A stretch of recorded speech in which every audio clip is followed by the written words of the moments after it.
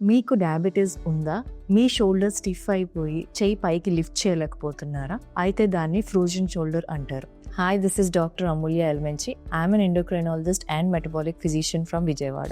ఇది స్ప్రేనో పట్టేయడమో కాదండి. మీ షోల్డర్ క్యాప్సూల్ బాగా టైట్ అయిపోతుంది. దానివల్ల మీకు పెయిన్ అండ్ స్టిఫ్నెస్ వస్తుంది.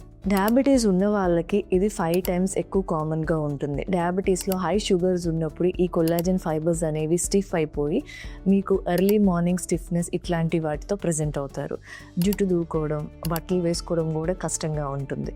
డయాబెటీస్ ఉన్న వాళ్ళకి ఏమైనా షోల్డర్ ఇంజరీ అయినా, ఏమైనా సర్జరీ అయినా ప్రొలాంగ్గా అది మూవ్ చేయకపోవడం వల్ల కూడా ఫ్రోజన్ షోల్డర్ రావచ్చు. దీన్ని ఫిక్స్ చేసుకోవడానికి 3 steps. మీ షుగర్ ఎంత ఎర్లీగా అయితే అంత ఎర్లీగా కంట్రోల్ చేసుకోండి. HbA1c 7.5 కంటే తక్కువ ఉంచుకోవాలి.